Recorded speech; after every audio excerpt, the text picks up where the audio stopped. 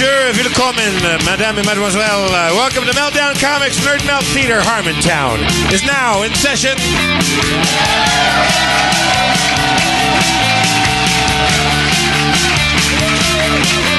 Let's bring out Spencer Crittenden. Spencer!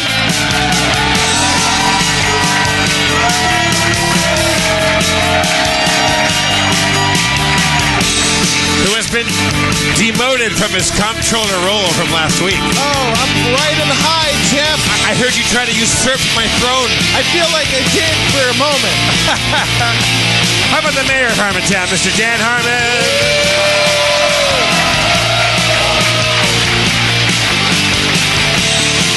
Thank you.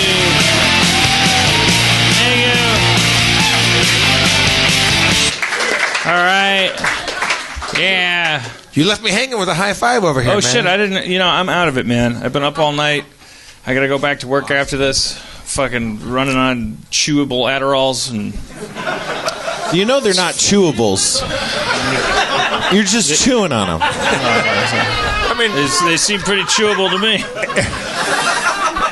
Any pill is chewable if you really put your heart into it. Anything is chewable if you really put your heart into it. Diamonds? I guess so. I mean, If you really put your heart into it. Yeah. You'd have to have teeth made of stronger diamonds. That's what heart there's no part costs. of the word chew that implies success. Like you could chew a locomotive. Yeah. You just want to get very far. Yeah. Or does it imply that your jaws go all the way together and you do a rotating mastication motion? Otherwise, is it just biting? I think chewing implies something's being accomplished by your biting. I think chew certainly more than bite does imply success. I was wrong. Chew is like a bite plus. Yeah, it's like a prestige bite. Yeah. I see. Yeah, I listened to last week. Okay. Uh-oh. I didn't listen Hot under the collar over here. Oh, boy. I did like the pitch that when Spencer prestiges, he becomes comptroller, and I become Bud Friedman, and I just stand in the back and let people. Oh in. yeah. No, I thought you'd when like we prestige, that. Yeah, you'll eventually we'll go from performing at Nerdmelt to Jeff Melt. Yeah. All right. Yeah. I love that. There'll be little jackets I'll hand out like Bud Friedman. Yeah. It's a great episode. It's last week, and go check it out. Oh, yeah. It sounded hot as blazes, so I'm glad I missed that. I think it's been a bit of a cooker. Or is that just the friction from the UK leaving the EU? Oh, shit. I love Brexit. I love when you work topical. Brexit. I was in London for a couple of weeks, which was a great time. Loads of Harmonians there. You were there for the Brexit? I was there. I exited Britain before Britain exited the EU. But first of all, if you had exited just as they were exiting, I wonder if you would have gone faster than the speed of light. I think the real bummer, and I'm sure there's lots of bummers, but the big bummer for me is that I think I got paid in pounds, and I don't think I've been paid yet. So I think I just lost a few $1,000. Yeah. Don't cry for me, Argentina. But you get into a cab. I would get into taxis, and I would talk to the drivers, and I'd say, hey, are you a leaver? You're a Remainer? And they would go, look, mate, I'm not racist, but you got these fucking packies coming in. It's wow, yeah. Ain't no racism like a London cabbie racist. I mean, oh God. Well, I don't even. You know what? I just like. There's a part of my brain that's like, what is this? What? How does the EU? Okay. All right. What problems did he solve by? But there was a little bit of silver lining there because we didn't feel like the kind of there was a little bit of a. It was kind of like when the Chevy Chase thing was going on. How I felt when one of the Palins had an illegitimate kid or something like that for a couple days. I was like, whew. But then it was right back to the Chevy Chase voicemail. But I just felt like with the whole Trump thing, the Brexit was sort of America got to kind of take a weekend. and there's just an article bits about the United Kingdom for a while. There's an article, I think, in the New Yorker, which is that with a tongue lightly in its cheek, saying that the UK has lost its moral high ground on America is stupid. They've lost that bit. Yeah. However, we're going to reclaim that in November, I think. No. No, we are because our smart friends, our smart cousins are stupid too. Like we have to prove that we're more stupid than them because we fucking are. It's going to be bad. It's not a competition. We'll be fine.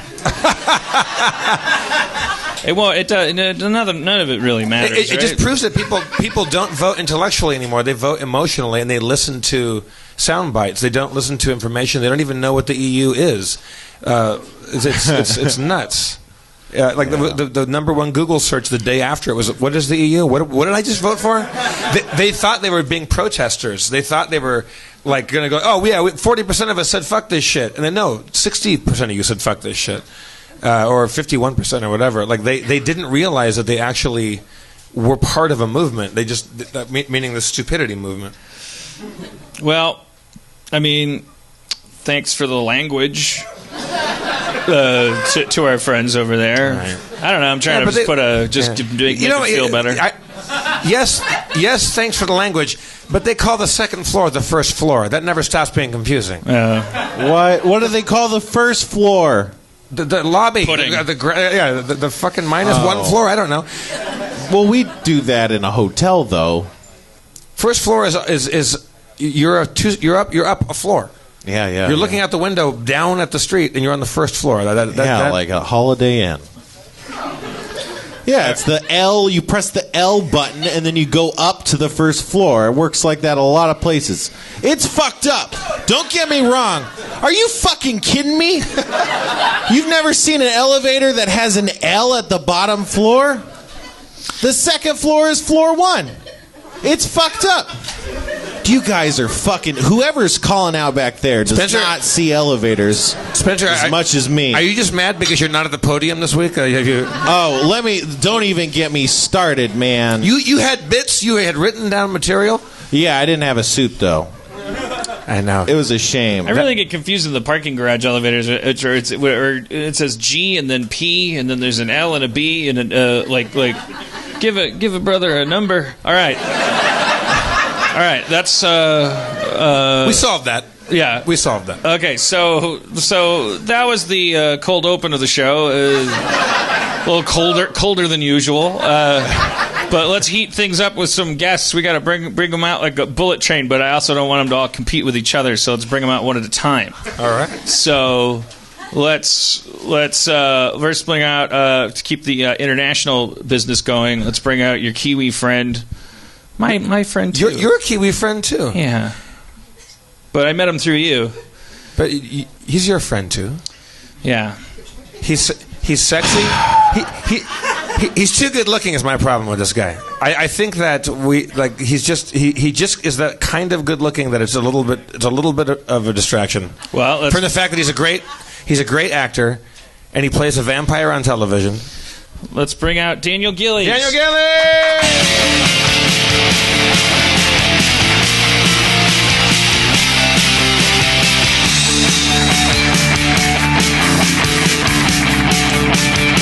Hello, Daniel.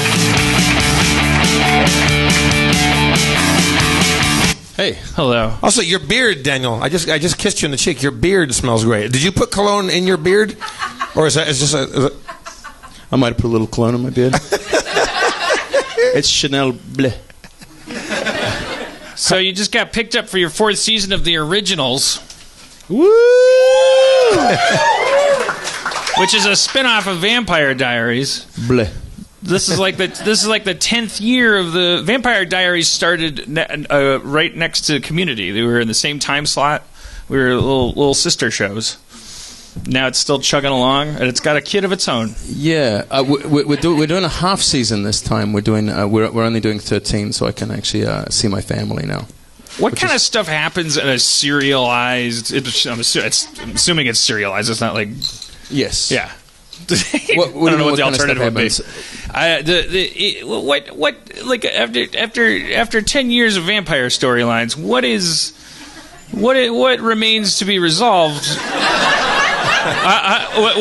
Why isn't the town that they're in either fully vampire or? It seems like an untenable conflict. I never watched the what was it called? Blood Simple, Blood Man, Blood People, True Blood. That was like the most popular, like at the height of. I'm not letting you answer the question. I don't know if it. Yeah, this is fascinating. I just like on your show. All right, well, let's start with. I want to hear your pitch on Blood People. Dude, pitch me Blood People.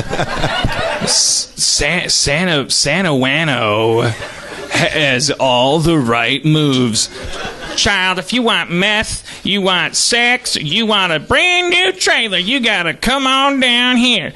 Oh, and all of the wrong things. Ew, girl, give me another champagne. But what it doesn't know it has is a little bit of a vampire problem. Shit! What the fuck?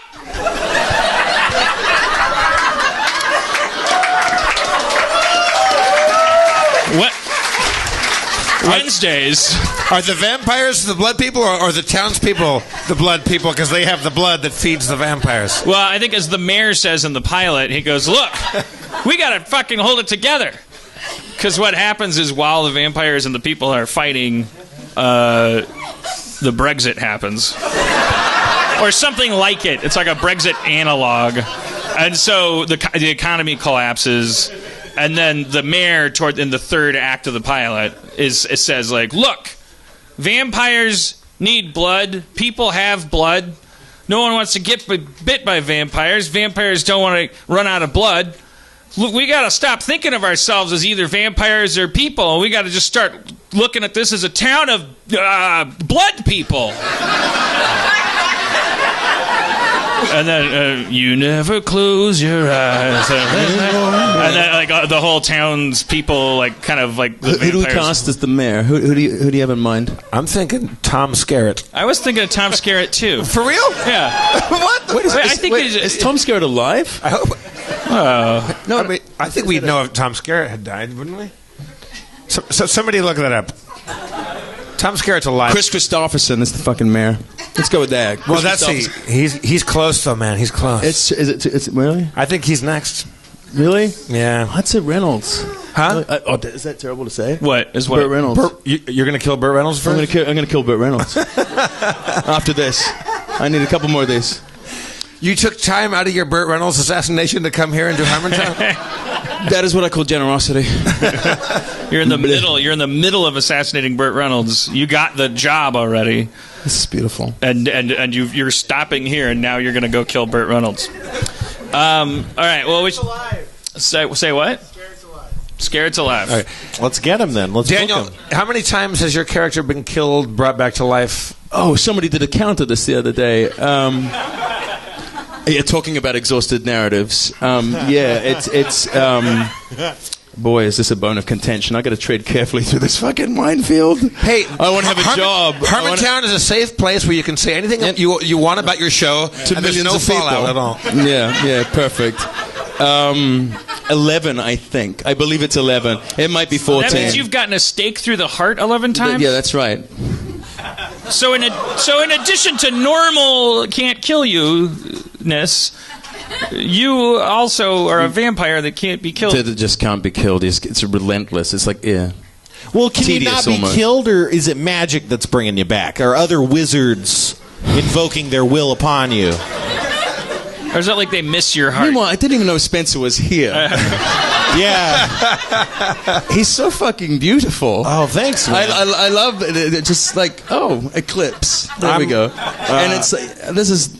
He's the Carl Pilkington in the outfit. I love this. No, I mean that lovingly. Come on. Everybody comes for Carl Pilkington. Hey. No, that's true. They do. Dude, the first season of what was that thing called? I don't care. The Ricky Gervais thing? Come on. The Talker Brothers. Nope. The Idiot Abroad or the cartoon one? No. The one he did, Derek. Derek. He was in the first season there. He was fabulous. Anyway, nice to see you, Spencer. It's good Sorry, to what see were we you fucking too. talking about? No, well, I was just We're talking talking about how you coming can't, back. you can't die even though you're a vampire that, No, has, I can't die. that has death rules. That's right. Are you enjoying it still? You forbade me to watch it. You said, Jiff. don't. I love the way he does my accent. Here it comes. If you fucking watch it, we're not fucking friends anymore, man. That's true. You forbade me, and I've held to that. Also, I wouldn't have watched it anyway, but you That's true. That's true. but you gave me permission to not watch it because I'm a good friend of yours. All right, we should bring up more of our friends. Duncan Trussell's here.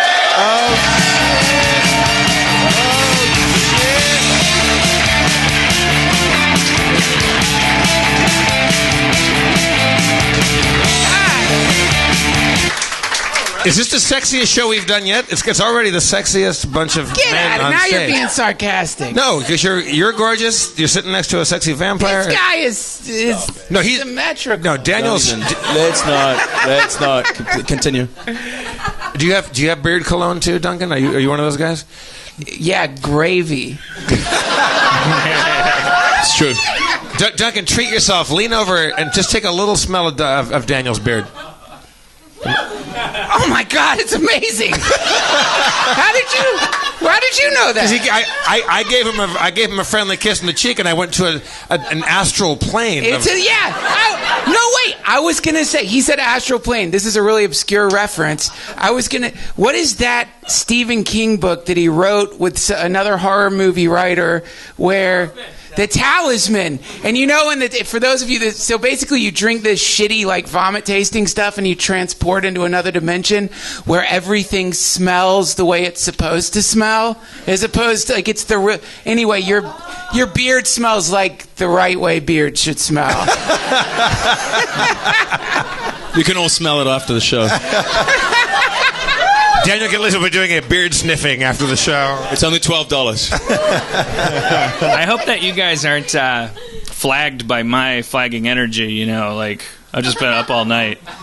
Like, it's hard to come do a show and then, like, you're realizing people are relying on you for joie de vivre, and you just kind of stand outside yourself and you realize you've been hunched over and speaking in a monotone, and, like, I'm desiccated. Are you sleeping at all? Like, what's your... I was up all night because I'm a shitty writer, terrible, shitty person.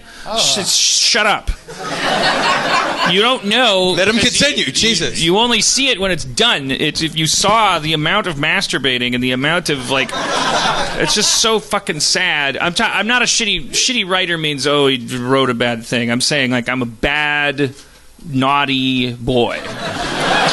Like, I'm not a professional. I'm really like, I'll be handed opportunities that are, like, absolutely fantastic and easy to knock out and fun and something I'm passionate about.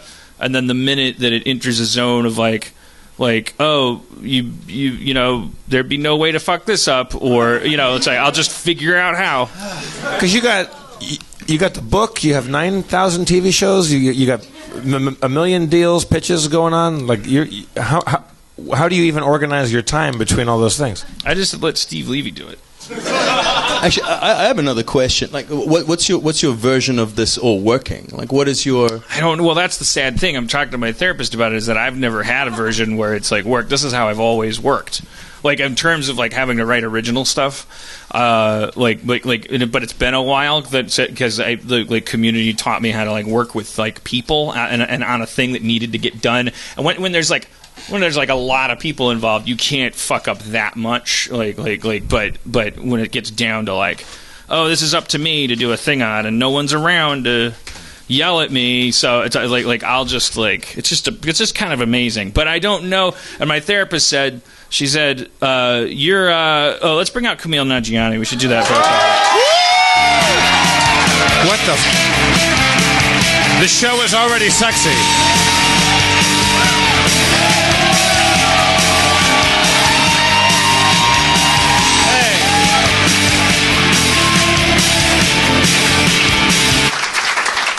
Hello. Are we starting a sexy calendar? What's going on? I know. There's not a lot of gender balance on stage, but I don't think the ladies will be complaining. I mean, we all look fine, but if you had to guess who's playing a vampire on TV, it's very easy. He's still so bitter that I got December in the calendar. Yeah, you gotta close it out strong. What month would you be in a sexy, hunky comedians of calendar? What a horrible idea. I'm saying you had to do it. I have to do it? Yeah, like it's something that you made some sort of terrible deal in part of the contract. Who else is in the calendar? Duncan, Trussell, Daniel Gillies, me, Spencer, and Dan. Daniel Harmon. And then who else? We each got 2 months. We each get a holiday month and a freestyle month. Yeah. Yeah, because you get December, you know, it's like, fuck, man. Yeah, then you get September with color palettes something. Spoken for. I have to take a bullshit month because I got December, or I didn't realize that there was a month people wanted in those kinds of calendars. Christmas. You want Well, you don't want February because that's the fewest some bullshit. days. Ugh. I think you want. Yuck. I just threw up in my mouth. You don't want thinking about September. I want September. September 11th. But I want. Well, that's not going to be part of the. That's why photo. you want it? You don't want that. Oh, yeah, you don't want that. I thought you were like, give me September 11th. I was thinking pile of leaves. But I guess in the background there could be like a shadow. Yeah. Whoever it is dressed as a firefighter. Or it's like you're in a pile of leaves in a swimsuit and you've got your glasses on the bridge of your nose, but if you zoom in, the reflection. the reflection in your pupil is like.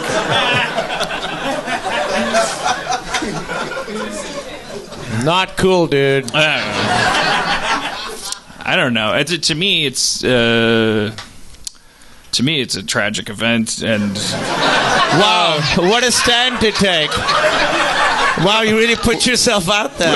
What a bold stance. Trump kind of wiped it out of me. Do you find yourself as a liberal guy on the internet, kind of or just in regular life? Do you find yourself kind of going to that muscle that you used to use to be like, of course I didn't mean to, when you're making sure you're speaking correctly and stuff? Do you ever feel like a muscle rip? Yeah, I think it's good to just let that muscle atrophy, and whatever comes out. And if you get it, because I know, as most of us here know, that Trump is going to be exactly what this country needs, and I'm not afraid of saying it anymore.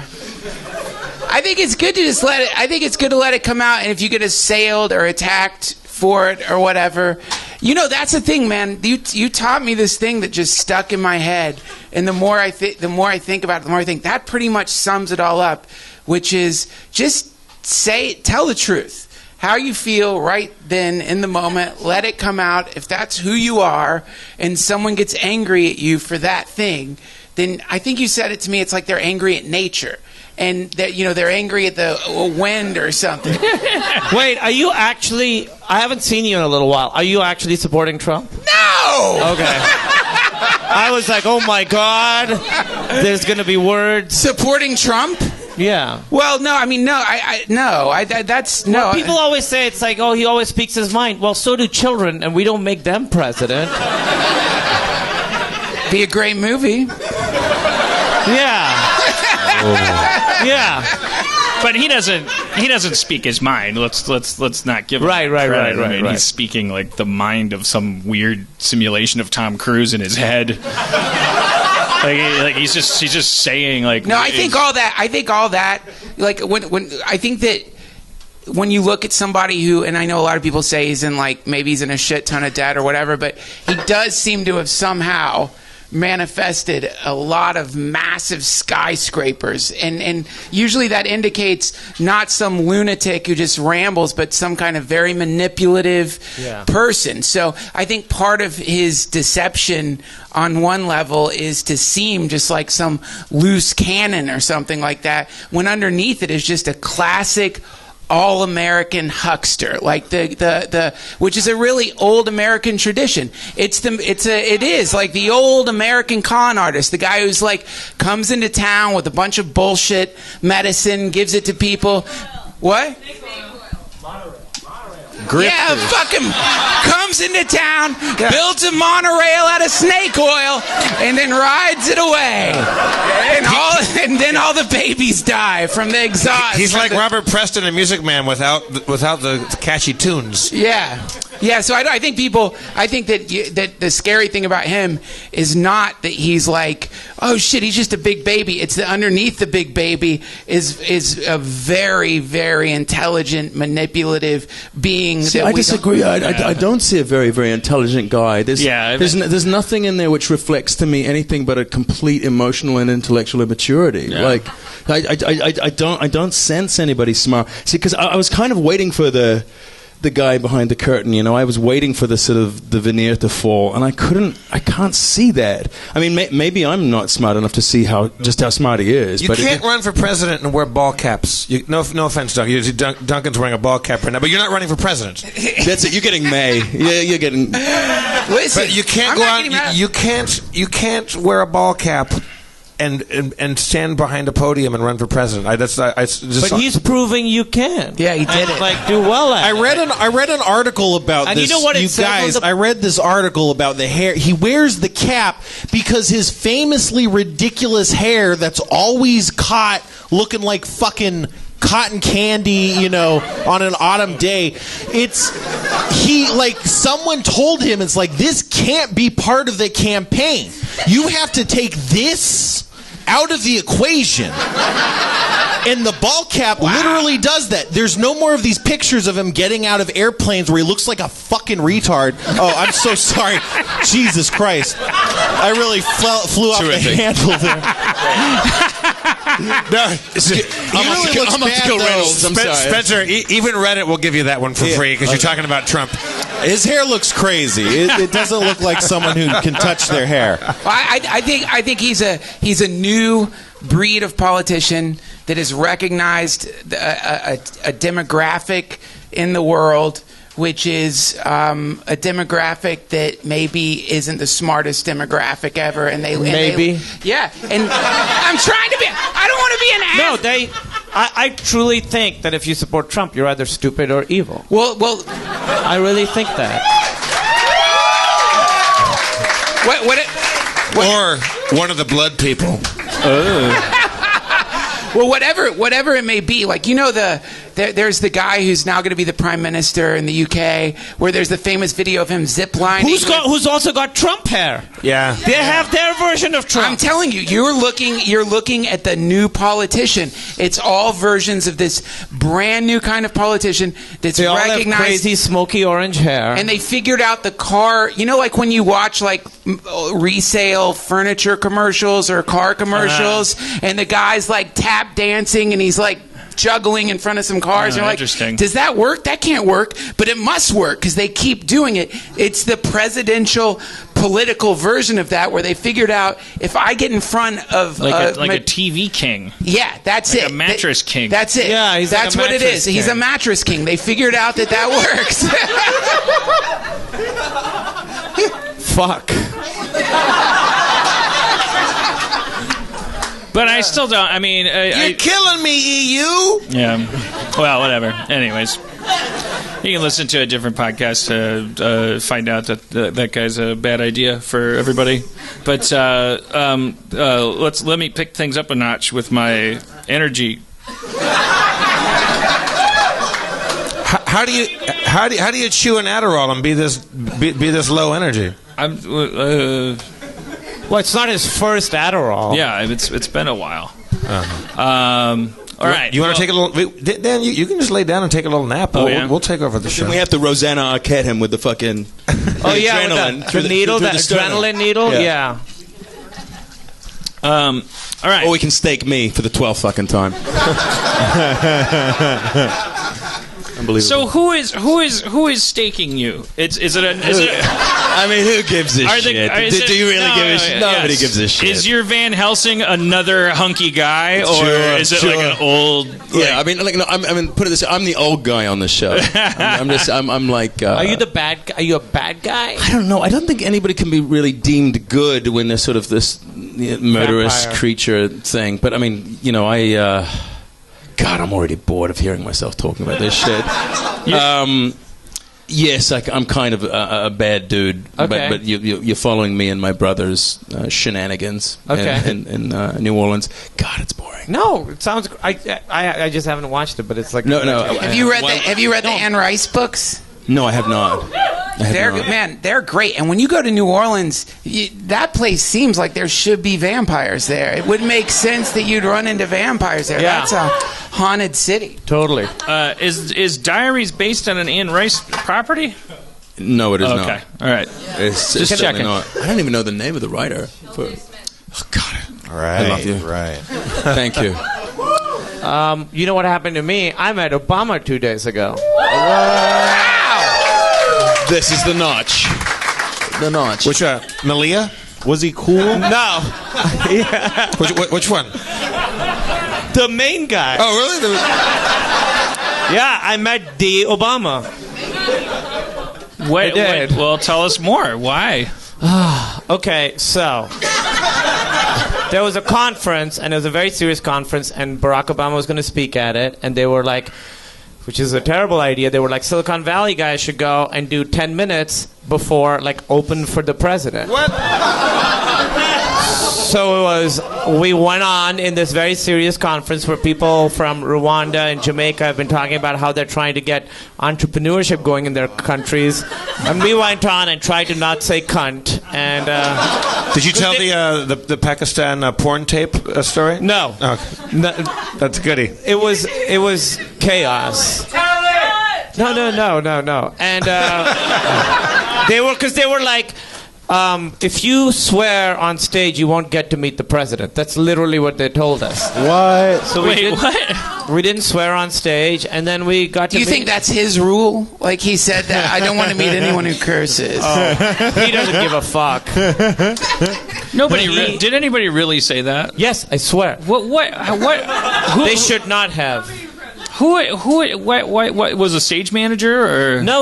One of the organizers of the summit was like. How did he say it? What was his exact? I want this context too. She said. Whoa. Oh. It's not bad that it's a she. No, it's not. No. It's just like you would assume that a summit could only be run by a dude. Yeah, but let's be honest. We're all curious to know whether or not it was a terrifying woman. Like, because I want to know if she's representing the language. Like, if she's representing, hey, don't. Like, if she's there to say, hey. No, she had authority, and she said, she talked about this, and she's like, oh, and one more thing. If you swear on stage, you won't get to meet the president. How did that get to be one more thing and not the first thing? I don't know. This was like 2 hours into the meeting that we had. Yeah. How organized was this summit? Organized as fuck, dude. Barack Obama was there. Right. So she lays down the law. That's not like a Harmontown where, like, let's see who shows up today. It's not like he texted him that day, hey, do you have room tonight? I'm going to stop by and blow your minds with a 20-minute speech that's going to make you cry and laugh. And so we saw him speak, and he gave this great... And then he hosted a panel, and then we met him afterwards, and he hadn't seen the show. He was like, I'm sorry, I haven't seen the show. And I was like, well, you have a lot on your plate. And he said, I'll binge it in 6 months. He did. For real? And then I kind of made a bad joke. I did a bad joke. Tell it. I did a bad joke. So we met him, and he was very nice. And then he was like, it's good. He was like, funny people don't turn into shooters. That's what he said. Whoa. Wow. No, but it got a huge laugh. It's so Everybody's true. laughing. Well, yeah. Everybody's laughing. I don't know. Sirhan had a pretty tight five. Yeah.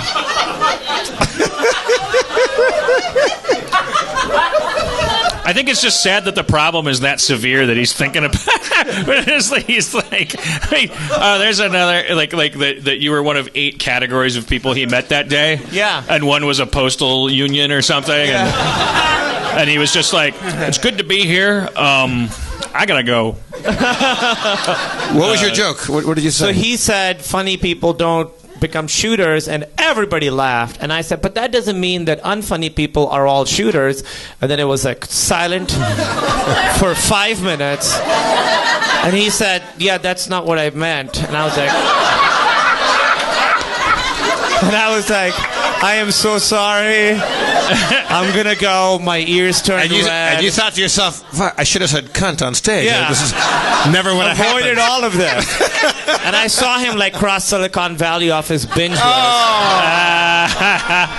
The last ship went up one notch. Yeah. But he was very nice. Yeah, the last ship. Always wanted to see that last ship. I'm trying to do Obama. What is that show about? Is it about like all the ships are gone and there's only one ship left? I honestly don't know. I think there's some kind of like there's explosions on the shore, and there's a ship. It's something with a disease. I don't know. Disease and explosions? It's like a quarantine-y thing. It's a quarantine drama. Oh, and then the ship is on the ocean, and they're the only ones that don't know what's happening on the... I think they can't go to land, maybe. So that is how they pitched it. So it's maybe it's like Star Trek, but all the aliens are sick people, and space is really small and wet, and there's no holodeck.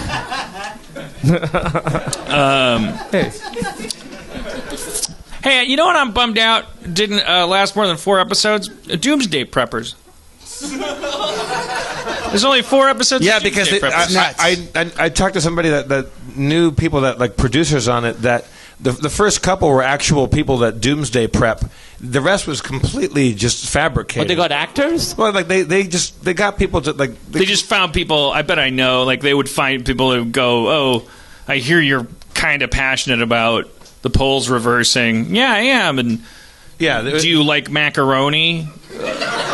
Yeah, I do. Would you be willing to hold these giant prop bags of macaroni and say, we're when the poles shift, I'm going to have all the macaroni I can eat?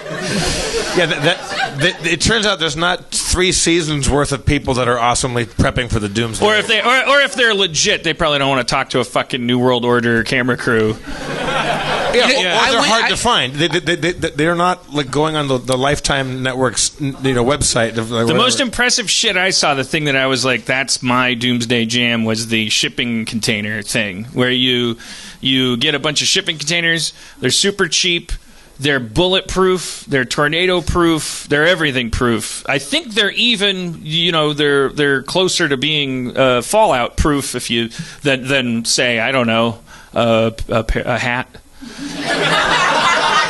But they have doors. Yeah, no, I'm not saying like get in a shipping container if there's nuclear war and you're going to be fine. I just they bury it. But you can bury them and make a little insta dungeon. I don't want to be a negative. You can't just bury them though. Like well, you got to cut like a hole in the top. No, like I got to tell you, I've been looking this up since I was in high school.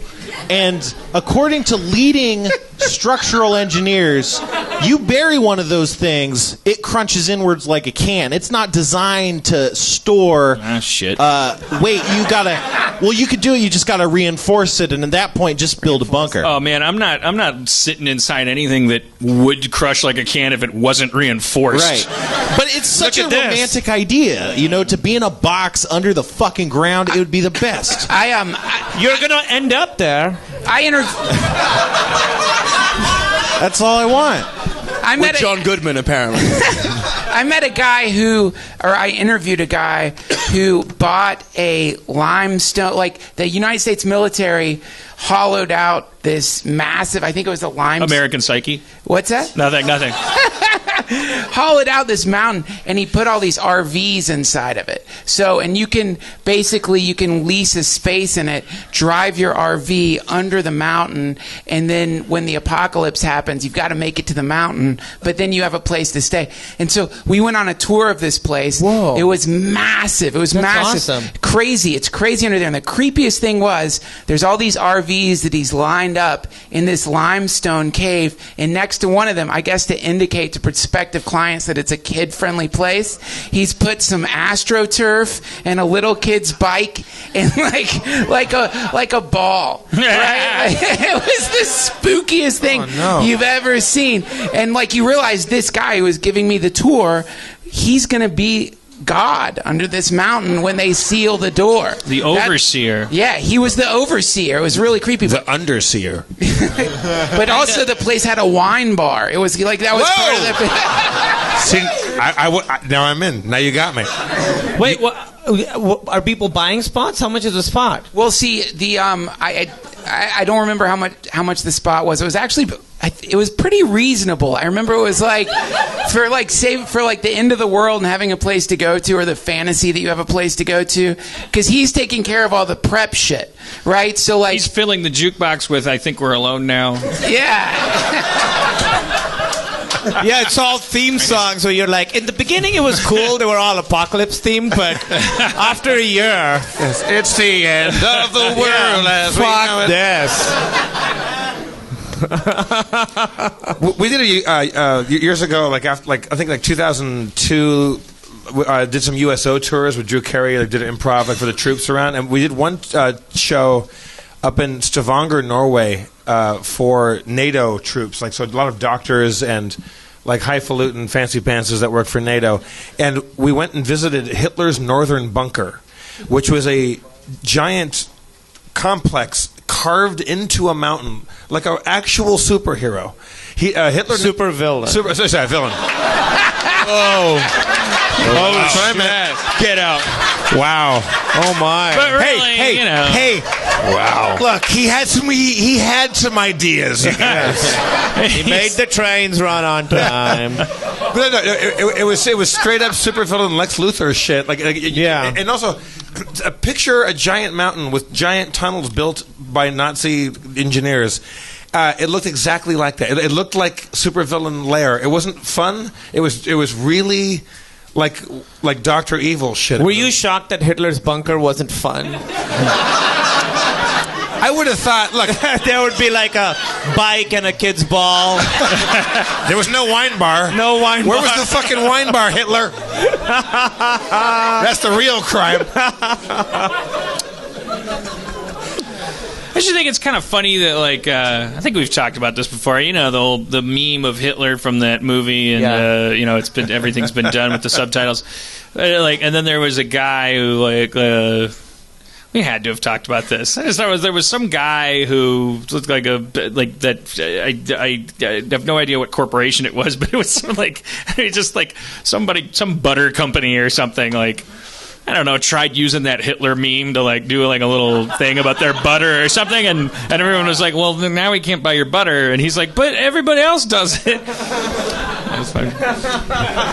It's kind of funny how our S&P is kind of projected inward or outward from some weird core of our body that's actually we're just thinking like no one was offended by that in relation to butter, but everyone was like, you can't sell butter and do that.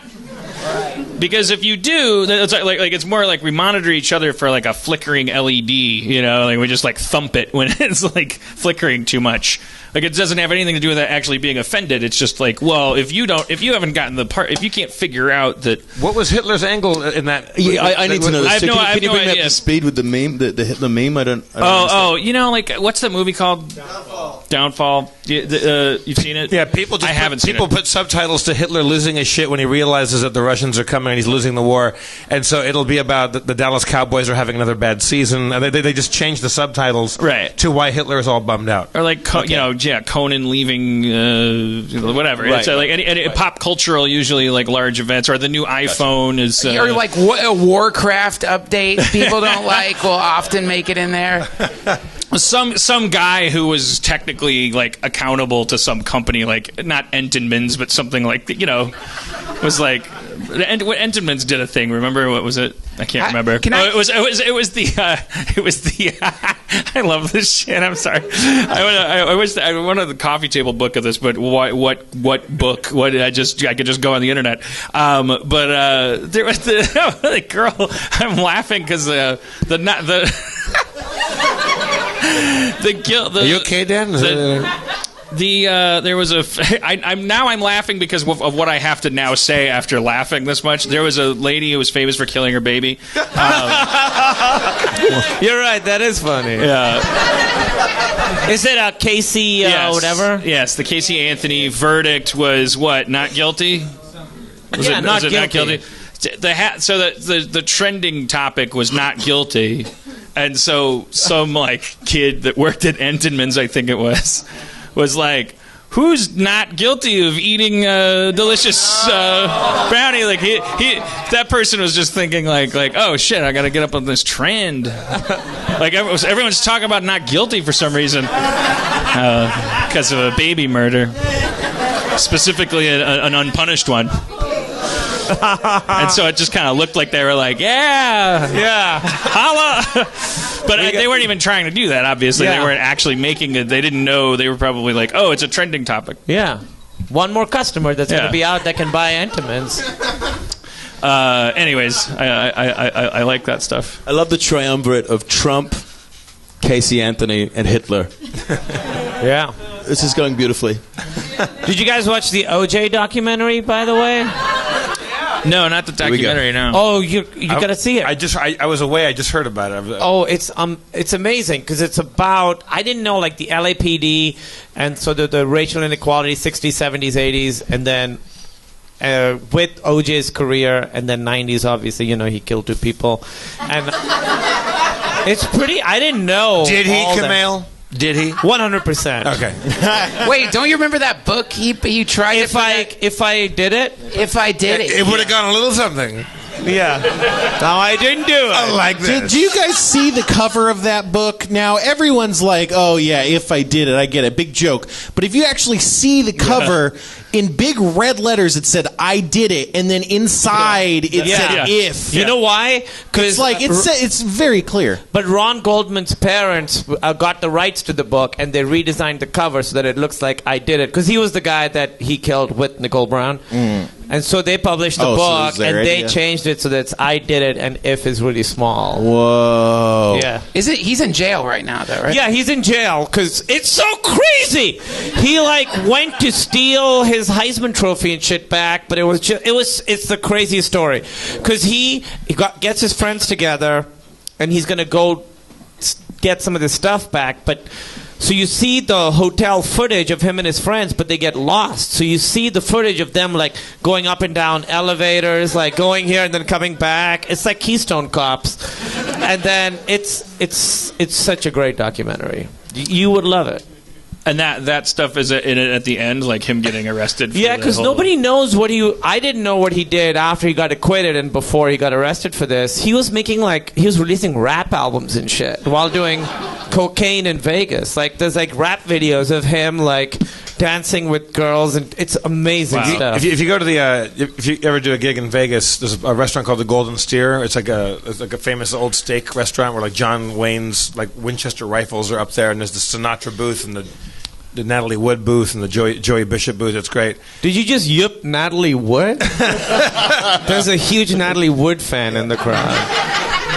Dave Klein loves 2 things: freestyle rap and Natalie Wood. But there is a table, if you want to. It's called the Last Supper table. It's if you have a big group. It's a table in the middle of the room, and that's where OJ had his last dinner before he turned himself in for to go to jail for the kidnapping break-in thing that he did. Yeah. You're still the juice. Listen to me. You're still the juice. Hey, have you been to that steakhouse in... Have you been to that steakhouse in Vegas that's got all the sad cow paintings all over the wall. Looks kind of like John Wayne Gacy painted them.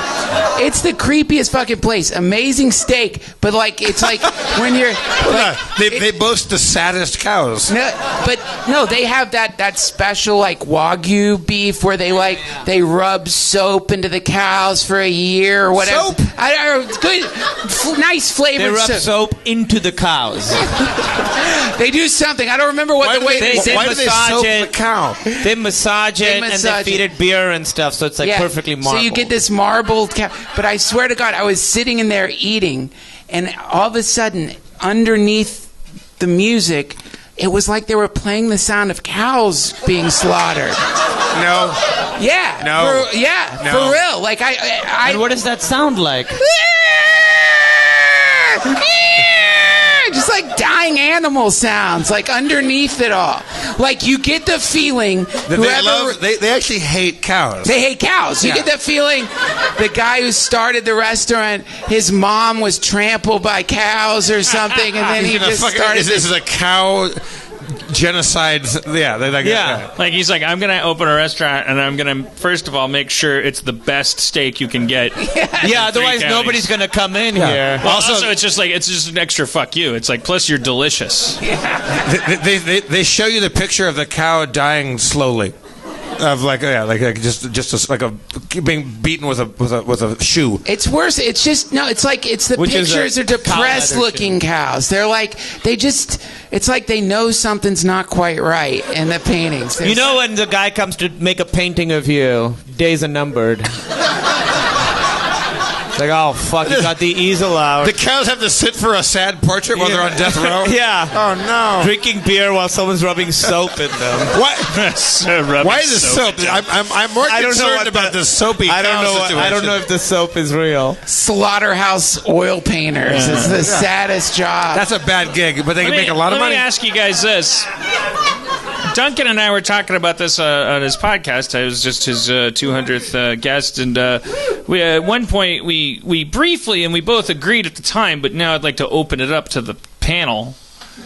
If you were going to get eaten by cannibals, like let's say let's just centralize it and say it's like traditional like movie. No, not vampires. Please, Jesus, no.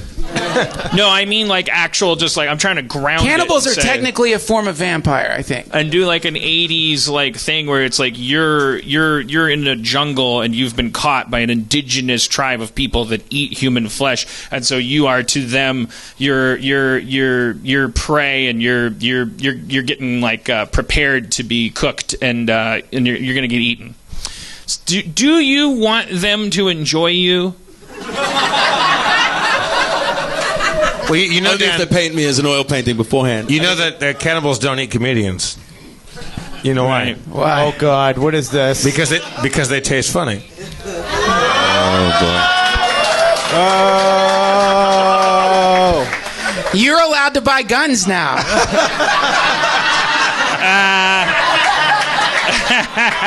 By Obama's law, all right, you could be a shooter. Dan, since you asked, that was so not funny. I might kill everybody. You're back on the watch list. Since you asked that question, why don't you open the bidding? Because I originally, when we were sitting down, we were in the middle of a larger screed about once you can't do anything about it, but I'm thinking about it, because I'm trying to think so I'm picturing okay, so I'm long gone, and then they're talking about work and stuff, and then they're eating me. Wait. What are they? How are they eating? Are you a hamburger? I'm picturing just a glass dish like you would serve au gratin in, or just like a sophisticated cannibals. By the way, it was just I'm trying to I'm just trying to create they have glassware. These cannibals have glassware. They're blowing glass. It's like Logan's fucking run up there. Blowing glass and eating humans. Yeah. My two favorite things. Blowing glass and eating ass. Because I'm trying to make it as much as possible. It's just people are eating. Oh, me. just a palatable I'm trying to remove any kind of extraneous like things. So that's why I'm going with like a weird cartoonish like tribe of cannibals, because they're like, oh, there's like this mythical people that eat people, and that for them it's just Wednesday, and then because I don't want to get into like trying to like write like all the like coconut Robinson Crusoe technology that they'd use to eat me. So I'm just picturing like my relatives like Easter or something, or just like a banquet table.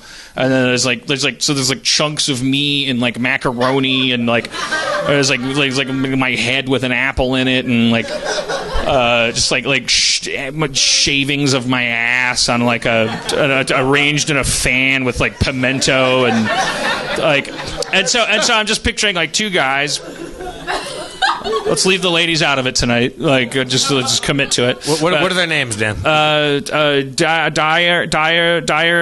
Straits and Steppenwolf. Captain Cannibal. So they go like, oh, what did you do yesterday? I ate some people, and I had to go hunting for people and trying to grow people, but that's not gonna work. Yeah, me too. So, and then like one of them, they've been chewing on me for a little bit. It's not like, oh, let's try this. It's like they got there, they were busy. The guy that cooked me is like still cooking me. Oh, it's not Captain Cannibal or Dire Straits that cooked you. Right. These You're guys cooked are just, by a different cannibal. This is just like yeah. I just. What's the name of the guy that cooked you? Dave. Dave? Yeah. And so like I mean, it doesn't matter if you can't tell. It doesn't matter. So but then one of these guys is like, yeah, well, you gotta worry about that, because if you don't, then that'll get you. And then they're like, fuck, this is so good.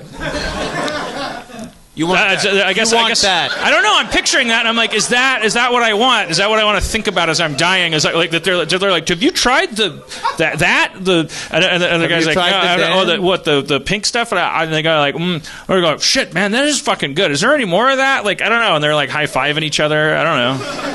And then I'm now I'll picture the other thing where they're like, yeah, I don't like that.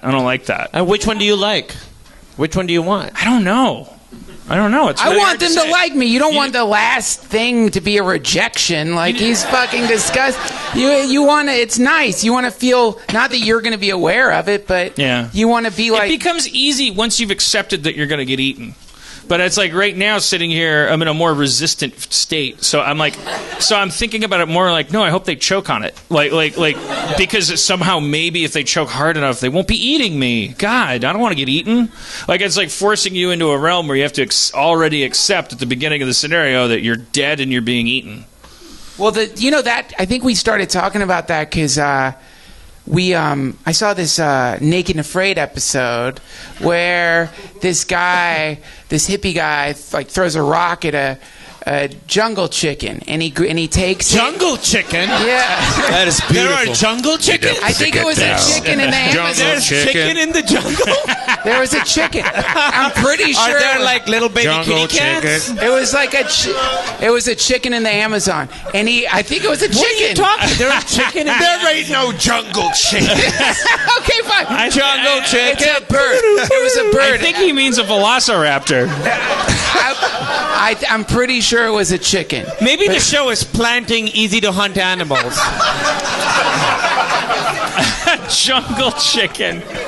But he picks up the jungle bird, and he's like, and it's not, he's stunned it. I think he maybe trapped it, or he threw a rock at it and stunned it. He picks it up and he brings it up to his face, and he's like, I am so sorry. I need your life energy right now. I need you. And then he snaps its neck. And I was thinking, that's the most fucked up thing, because the chicken doesn't speak English, and right, and this is an It's a lot like that guy on Schindler's List that's like shh shh shh shh. Yeah. he's stabbing the guy, and it's like, and the guy's like, no, why are you being cute? Yeah, you're if you're gonna eat it, it's like this is an H.P. Lovecraft moment for the chicken. Yeah. It's surrounded by an alien camera crew, and suddenly something is like, that is satanic, man. So, there's another contrast that with another my favorite episode of Naked and Afraid. Is like a Mormon dude who the Mormons like they refuse to like huddle for warmth. Wait, that's part of their thing. So but they have so many wives. If they're devout, they have enough wives for the huddle. I think if you're devout anything, I don't know why you're on Naked and Afraid, but if you're devout anything, but I think this, from my memory, this was and I've seen it before. It was a Mormon person who blah blah blah. He kind of lost his mind in the heat, and he started trying to get this lizard. And like the first day of hunting the lizard, he grabbed the lizard by the tail. The lizard the tiniest fucking lizard. This lizard is the size of a goddamn not even your pinky. That's and so it would like come out and it would be like on a branch, and then he'd like run at it, and it would go in this little hole in the rock. And then like at one point he grabbed it by the tail and he had it, and then the tail came off and he just had the tail. Oh yeah. And then he was he just spent the whole episode going, that lizard's still in there. Every day it comes out and it mocks me, and he started losing his mind, and the fucking like lizard came out at a certain point. I think he started like banging the rock like to drive the lizard out. He wasn't even patient. It was just like he just started banging the thing. The lizard came out. He grabbed it in his hands and he just went, yeah, yeah. And then I'm pausing in the narrative, but he's just like did this victory cry, and then lifted the fist to his face so that the lizard could make eye contact with him. And with no irony, no poetry, no glibness, actual fucking Hemingway level, like just me and the lizard, like he just locked eyes with the lizard and said, "You like that? You like that? You ready for this? Here it comes!" And bit the lizard's head off. Whoa! And chewed it like it was a piece of hubba bubba. Yeah. Was he just as happy as the livelong day, and like extra? There was a contrast that was like, oh man, I get to eat. I feel really bad. Yeah. I'm so sorry. This guy he wasn't even going to live off of this thing. He was more excited about how much suffering the thing had gone through. Was he naked? Is he naked during this whole interaction? Yes, and afraid. Yes. That's the dark side of religion, though. That's what happens. You're all repressed, and you go out and you're biting heads off lizards. They were definitely that's a great show. I think I get to decide. It's a great show. And those guys because I looked it up because I was wondering how much they get paid to do it. So they get nothing to go out there for 21 days. It's like $4,000. I can't remember. You can look it up. It's probably whatever the guild minimum is for a reality show. No, that's true. Yeah, no, it's not even that, because what they say is they say that you've won a contest. So the way they do they're terrible prize. That's what they say. No, that's what's funny is they have this great attorney who like figured out a way around, I guess, all the laws about like what if they die on set and what is the culpability. So the idea is he goes, strangers die all the time. Yeah. What if they were strangers? Well, it's a contest. You won a contest where the reward is you get to spend 21 days in an exotic location trying to survive while being filmed by a camera crew. All the lizards you can eat. Yeah. But that's a great show. That's an amazing show. I heard the red tape didn't work out for that anymore. It's for the next season. What it is whatever country you go to, we just declare war on it, and then they send you over there, and you're an enemy combatant. So oh wow!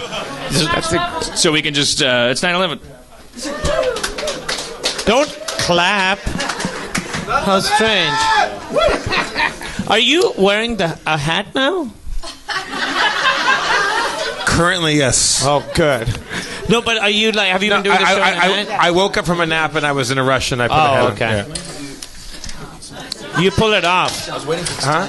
You pull it off. I think it's tough for dudes to pull off non-baseball hats. Thank you. I think so, but you not Jeff. Jeff could definitely be like a spokes. He could be the logo for like a spy garage door openers, or I don't know. It's Yeah, he's trying to sell you X-ray glasses. Our dearly departed friend Sam Simon, I went to his house one time and he had a party, and I walked in wearing a hat, and I had it was raining, so I had like an overcoat on, and I had a hat like this on, and he goes, "What are you, Inspector Gadget?" yeah, he kind of ruined my night. I don't think it's. I think it's more like it's a William Burroughs. Like you seem like you might shoot heroin in some, but not like the normal normal like white I'm more trash shooting heroin, like heroin in a nice, beautiful, beautiful like opium den style place. The reason why Affluent heroin. The reason why I would never do heroin, because also it's the same reason why I've never smoked. Yeah, why would you never do heroin?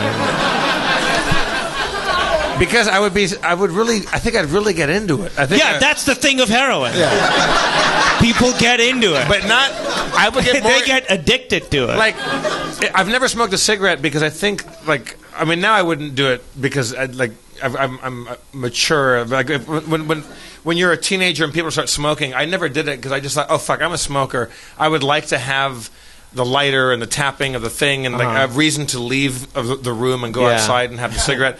But also, if I were a smoker, I would probably be fancy about it, and I would I would go to this. Like, I have a friend that goes to a tobacconist in Seattle and has his own numbered blend of tobacco, and they make him his own cigarettes. Like, I would be one of those assholes. Oh yeah, you'd have like a metal case and stuff. Yeah. But if I were heroin, I would have like an old vintage 1920s set that was used by, Greta Garbo's uncle or whatever. I would have like fancy. Like a nice syringe. So the reason you don't want to do heroin is you spend too much money on the accoutrement? No, I wouldn't want to do it because I would die doing heroin. Yeah. But the reason why I would get into it is because I would like the toys. You like the toys, right? Yeah. You guys know my cat died. Oh my God. Just to pick things up a notch. Sorry. Yeah, I heard from Steve, Dan, that Fiv died while I was away in London. I was very sad. And I sent you a message and got no reply. Oh, well, I'm sorry. It's all right. You're busy. Yeah, his cat. When did Fiv pass away? I was 2 weeks ago. Yeah, I was in Canada. I was going from the airport to the hotel, and then Steve Levy called, and he was in tears, and.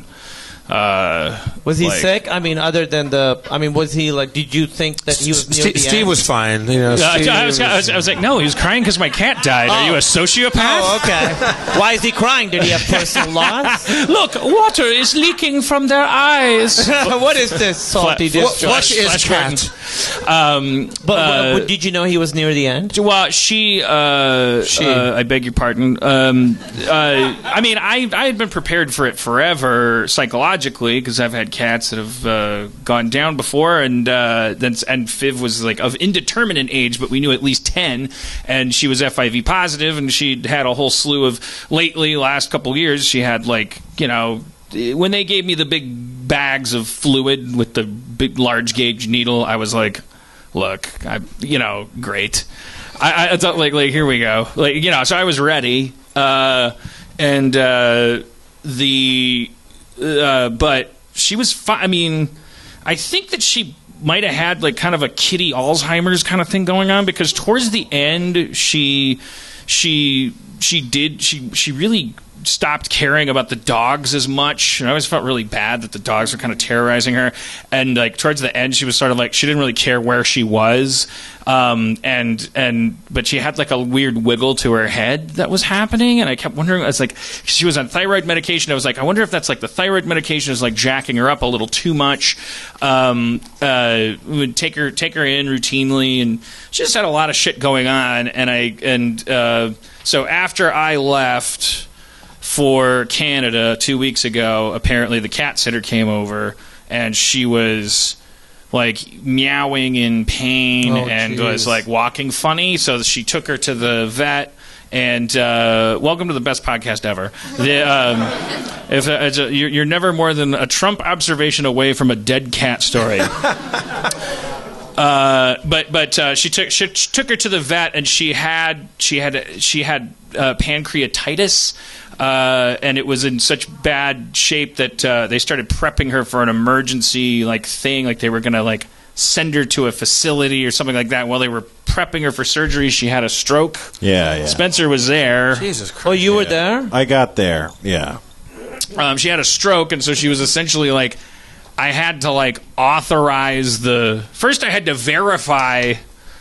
That's what Levy was describing to me the thing, and I was like, so is the idea that I'm supposed to give permission? Right, I couldn't. I was I didn't want to sound like a weird monster. That was my idea. Yeah, first. you're put it down. No, we're not there. But I couldn't, and I had to keep verifying it. But yeah, it seemed like she was essentially they were keeping her alive, and she was at the door of eternity, and I had to give the okay to end it. Right? Yeah, she probably would have made it anyway. But yeah. She probably wouldn't have made it. That would have been horrible. I misheard that too. She probably was going to make it, but good call. Spencer goes, she probably would have made it, but like you said, $750 cap. He just reveals some policy I had about. They said with the insulin it would have been $758. Oh yeah. Also, you're in Canada, so with the exchange, who knows? But I felt really guilty about it. This was interesting to me. I was telling my therapist about it, and I was expressing all this kind of self-loathing about it, which I would tonight, except I think she stepped in, and because I was like, oh man, I just hit the deadbeat cat owners jackpot, because I always felt really guilty about how she and I were buddies and partners, and I just kind of the dogs came into the picture, and I got super busy, and her last years were not the same as the Benjamin Button 25-year-old years with the mattress on the floor, and she and I just fucking painting the room, and her coming up with ideas for my screenplays, and me letting her hump my arm because she wasn't spayed yet. We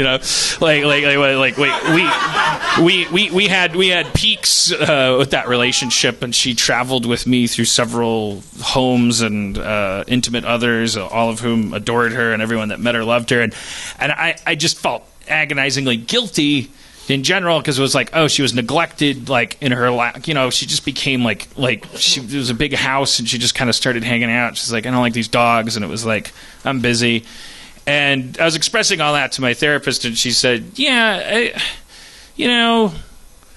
sounds like you have a lot of issues about neglect, and your cat is going to bring a lot of that stuff up, but first and foremost, while she's still your cat that just died, why don't you make sure that you mourn her? Because what you're doing right now is actually taking away from that process, which was kind of profound to me. I was making her death about me and making it sad, which is the opposite of a cannibal going this is delicious, Dan Harmon. I think that you didn't eat the cat, no. Right? But Spencer did. I do have a text from Spencer that says, Spencer, in the midst of all this stuff, Spencer, she might die. If she does, what do you want to do with the body? Should I put it in the freezer?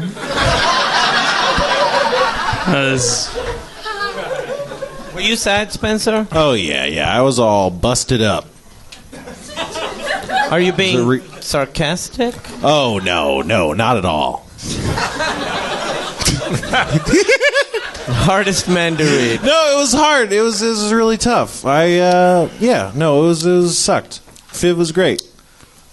Dan, your assistant Steve, who's more than just, let's not diminish him. He's an awesome dude all the way around. But he's such a good assistant. He let me know about that. He actually put out that bat signal, let your friends know about Fiv. It's pretty amazing. Yeah, the amount of shit that guy does like that is pretty crazy. And he was so broken up about it.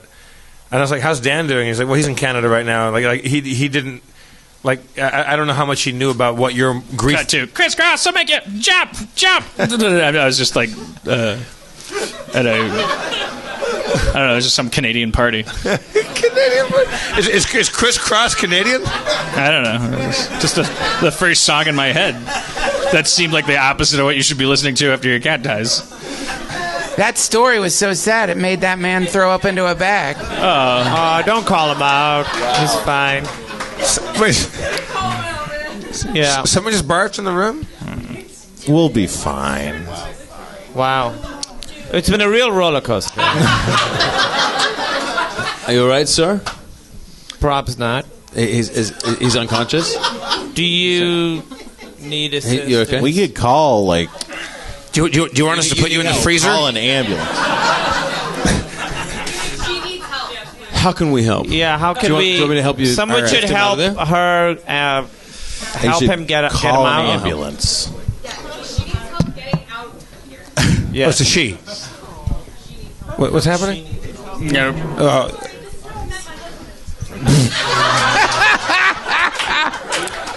I guess while this is happening, Daniel, do you want to do a couple scenes from the originals for us, or? Oh, he's over there helping. Dan is over there helping. See, Daniel... That's the real hero. That's no vampire. That's a hero over there. While we're up here yapping, he's like, how can I actually help a sick human? We're all sitting here like, oh, man. Daniel actually is one of those people, that's, aside from being awesome, hilarious, a wonderful father and husband and everything, he's just a great dude all around. When Katrina happened, he was like working, like he had stuff going on. He's from New Zealand, but he was living here, and he just picked up shit, told his wife, I'm going to fucking go, and he went to.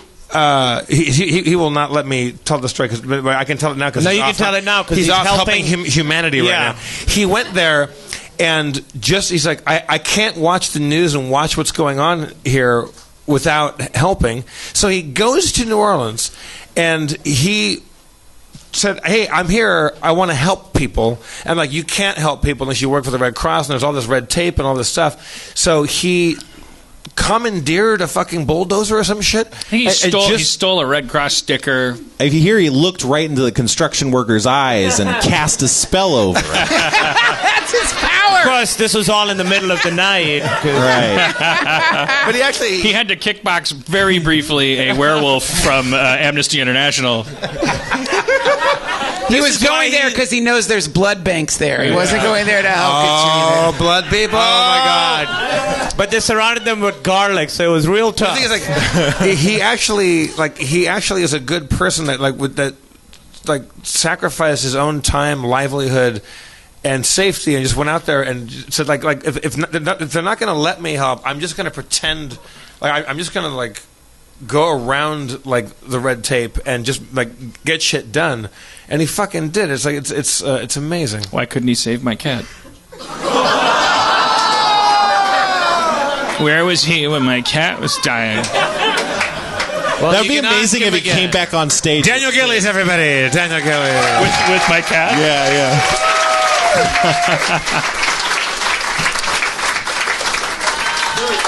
I was saying cunt on stage at an Do you Obama want a Foster's? Oh! Throwing a beer is not the best idea. Tap it, it's going to blow. For those listening, Dave Klein just tossed Daniel Gillies the largest can of beer. He tossed him a keg of beer. My tiny Trump hands couldn't catch it.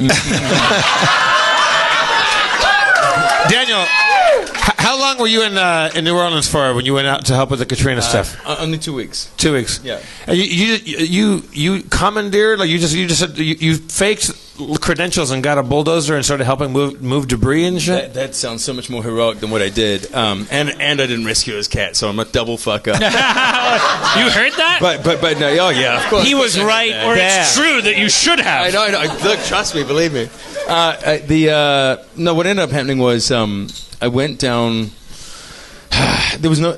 I couldn't rent anything in terms of a vehicle in Louisiana, and ended up looking around in Mississippi to try and find something like a truck. I knew I'd need some sort of vehicle if I was going to be helping people, and so I thought, God, everyone's so quiet, and that sounds so name droppery. It's okay to drop the name Katrina if you helped. Sure. It's not Beyonce and you hung out with her. You met Katrina? Intimately. So here it goes. Here it comes. It's cool. So it's weird. He's my pal. So Ryan Gosling and I. There we go. Oh, boo! Boo! You dropped that mic like that name. Wait. Dropping mics and names. That's so cool. Wait, no. That's so cool. No, but seriously, tell us. That's so cool. I forgot this part of the story, Daniel. Go on. That's so cool. Yeah, we're just giving you shit. Go ahead. Sorry. So you called movie star Ryan Gosling. We're not behaving like people that want the rest of the story, which I do. No, I do. Just a couple of symmetricals hanging out. Go ahead. Symmetricals. Wait. What is that? I'm putting a pin in the word symmetricals.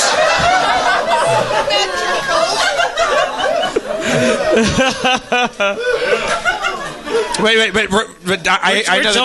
We're torturing the guy who, if there's an earthquake, and there will be soon, is 90% likely to be the one that saves your life. Sorry, actually, go ahead. So you.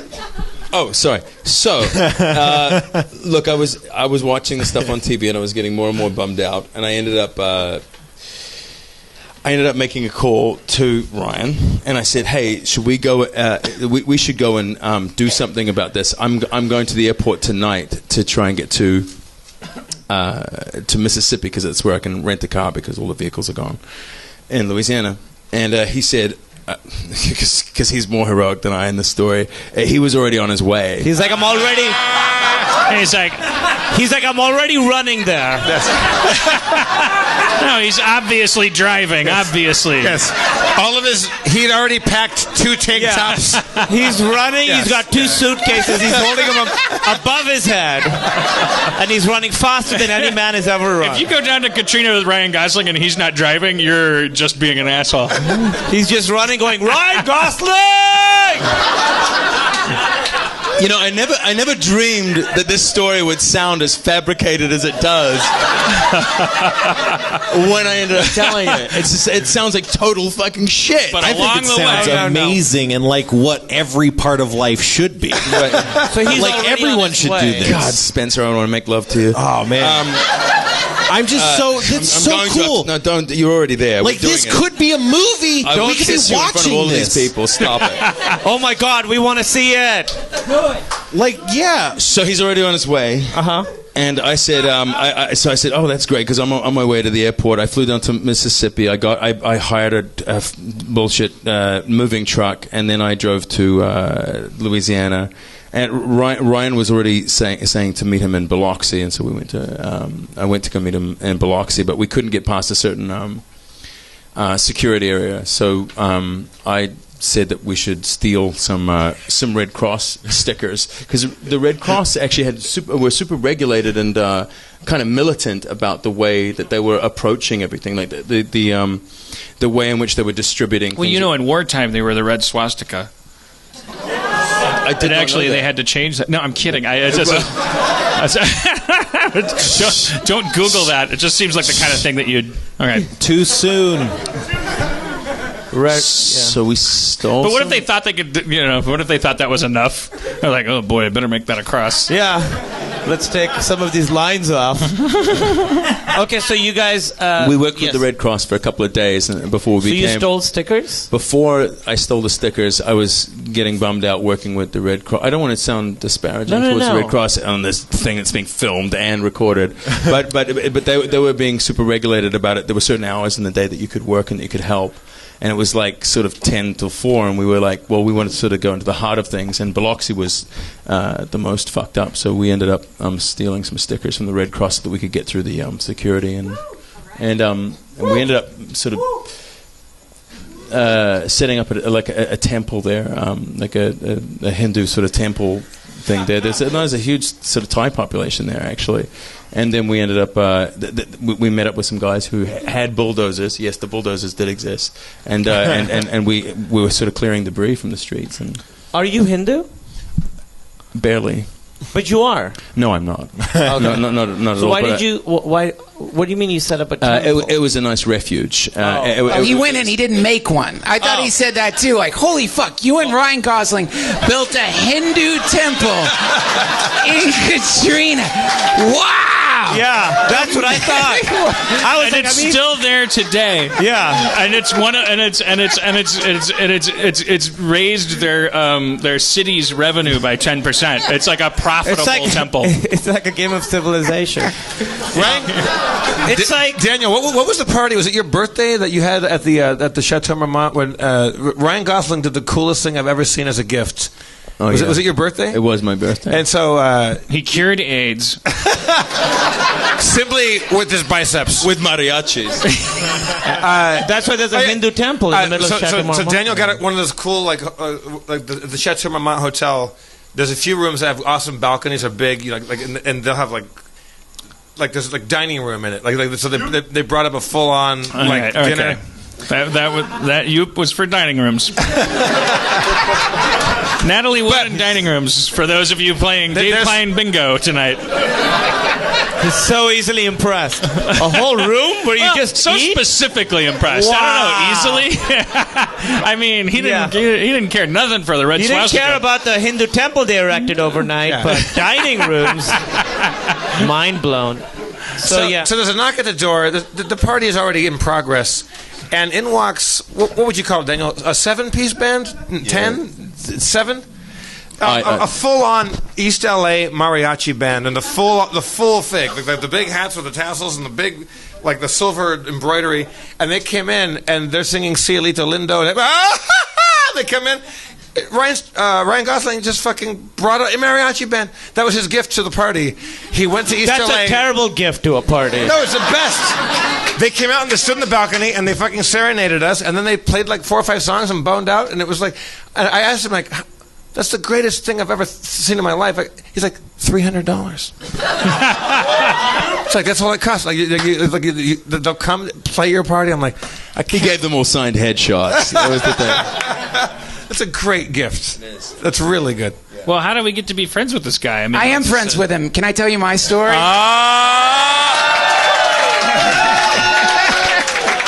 You've been waiting.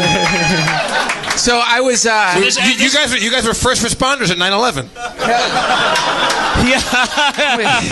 This episode's title is The Ryan Gosling Diaries. He called him on 9/11, and then Ryan was like, "I've been running since 9/10." No, when I was in college, we went to India, and we were taking a boat down the Ganges River. You and Ryan Gosling? No, just me and a friend. But Ryan Gosling comes into the story. So we're on the Ganges River. We're on a boat on the Ganges River, and this, the Ganges River, there's a lot of death floating down it. So there's like a cow floating down the river, bloated, and birds are riding on its back. And I look at my friend, I'm like, I just don't think I can handle all this death. Ryan Gosling explodes out of the cow, and no joke, and he looks at me and he says, "Death is just a part of the cycle of life." It was amazing. Oh man. That's amazing that he's so cool. So cool. How could he hear you? How could he hear you from inside a cow? He's Ryan Gosling, man.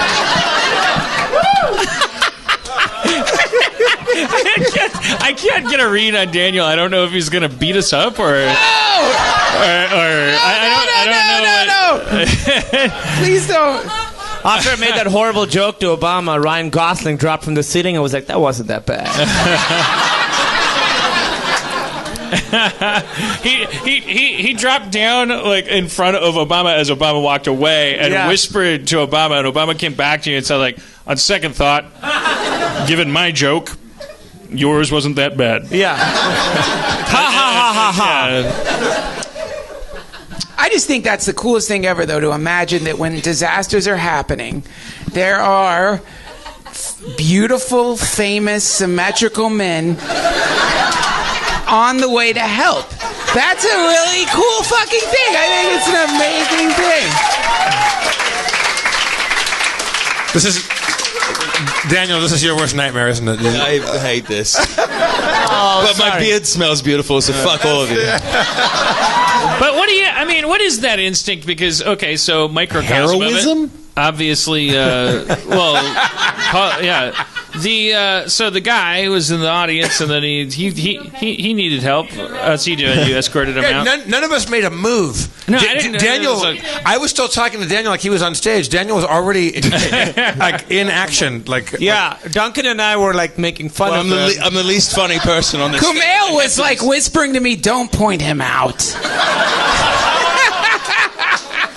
And what did you do? I said, pointed him out. I'm sorry. Ha ha ha! I didn't. And then Daniel's there helping. And we saved his life. Do we have an update on our Ryan Gosling took Ryan Gosling to the hospital. Came down in a helicopter. On one of those rope ladders. Yeah. Just scooped him up. Yeah. Underneath his gorgeous lat. They just flew off. Yeah, the guy Grab a glute. The guy just called an Uber and it was like, Ryan Gosling is coming. And then a helicopter shows up. He's somehow piloting and hanging off the ladder.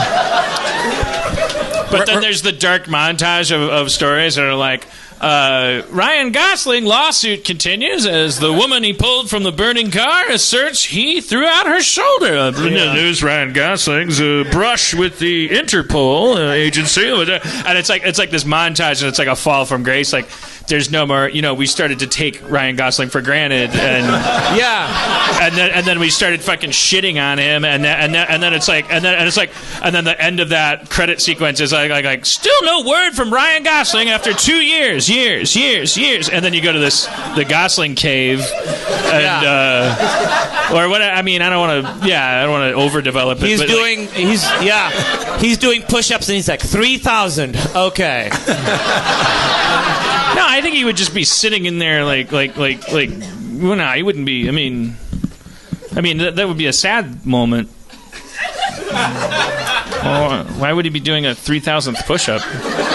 Because I think now he's ready to go out again. Oh, okay. In my version, we're already at like he's now gonna go out. But and you put that right after the. I mean, but it's don't 2 you years, spend right? any time? Yeah, Man, 2 years. You're the writer. Well, I mean, my guess is he's carving Hindu deities in this cave and sitting in front of them. That's a good. I think it's in Jakarta. It's like sundown, and there's like and then he's in a bazaar, and he's finishing. He's going two shopata, two hop chip. And there's like all these people are like climbing him and kissing him, and he's like mashite, mush, and then he goes back to like this 1800s like kind of like British colonial office building where he's a detective. But he plays soccer with some kids on the way back. Right? Oh yeah, no, he's like this kid, and that kid, the kid with the like greasy polo shirt that he goes like Gosling, sir, Mr. Gosling, and he goes like, oh no, let me show you, kick, tap, kick, and then hop. And then, but that kid on page 70 blows up. That's right. But no, he notices when he's cradling that kid's fucking body, going when like, the kid kicks the ball. He notices that the kid he turns and there's like a weird scar on the back, like a cigar burn on it, and he stores that information later on. He finds out there's a guy that loves to burn kids with cigars and shit like that. Yeah. We were making a fun detective / Superman kind of thing. He goes home to his office, like I said, and his receptionist is like a money penny. There's kind of a sexual like Pepper Potts kind of like it's too hot to be sexualized until the end of the movie kind of relationship. And she's like, what's going on out there? He's like, I got to come all the way to Jakarta. And there's a kid out there who's got a fucking cigar burn on the back of his head. Ryan, you can't save everybody wherever you go. It's like, what are the cases? A walrus poaching happened on the Orient Express. Walrus poachers. Fucking the Jakarta walrus poaching trade. It's gone on for too long. But it's great if the guy poaching the walrus is the cigar burning man. He doesn't just poach. He burns kids sometimes. Yeah. It's a lame villain. Man, how fun would it be to really be part of a murder mystery on a real train? Well, it depends on what end of the murder you're on. No, not being the victim or even the person who's responsible for figuring it out, but just to be... I feel like if there's a murder on a train, let's stop that train. Let's all get off. Right, stop the fucking train. Let's go. First off, you stop the train. I think that there's trains that they're using that track. I don't think you can just stop a train. I think that's... I'd prefer to have it stopped in that instance. Agreed. Not if you're an oncoming train. But the closest way, the quickest way to get to a place where there's cops and stuff is to keep the train moving. If you stop the train, who can get there because the track is already occupied? Yeah. I'd get out of there. There's been a murder on a closed... But you're in Siberia. The train's going through Siberia. It's like in the middle of nowhere. It's Snowpiercer. Yeah. Oh man. It's just a train. I mean, it's like I feel like get off a train. when there's a murder mystery on the train and you come into a station because you have to stop every so often on a train, the cops are too visible on the platform. They come looking around. Yeah. They give the murderer too much time to fucking Yeah, he's hiding in the bathroom. He's climbing on the roof. Yeah. Who knows what's happening? I'll tell you another also, thing. they should make train roofs a little less easy to walk on. I was just going to say that.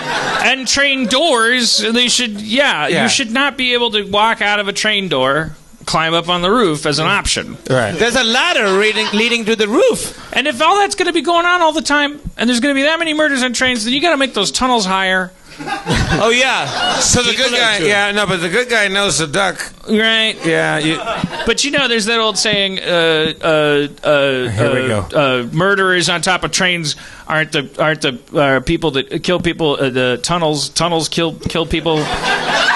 Tunnels don't kill people. Murderers on top of trains kill people. Yeah. It's like, tunnels kill people. Yeah. But if you look into the stats, a lot of times what you'll find is that the statistical likelihood that the person that gets killed on top of during a train fight, they've studied this. It's as you'd expect, contrary to what movies would have you believe. Half of the time, the guy who gets taken out by the tunnel is the good guy. Half of the time.